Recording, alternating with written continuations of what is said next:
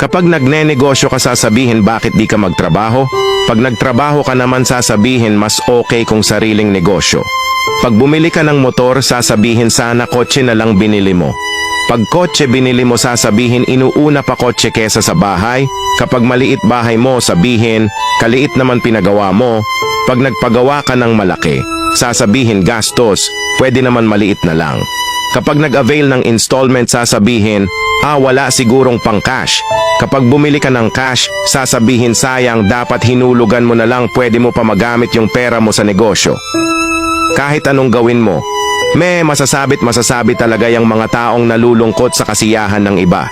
Kaya ikaw, bilhin mo gusto mo, gawin mo gusto mo, post mo, i-my day mo, pinagtrabahuhan mo yan, pinagpuyatan mo, pinaghirapan mo kung ano man yan, wala silang pakialam. Ubusin nila oras nila kakapuna sa'yo hanggang sa hindi na nila alam paano maging tunay na masaya kasi nabubuhay na lang sila sa buhay ng iba.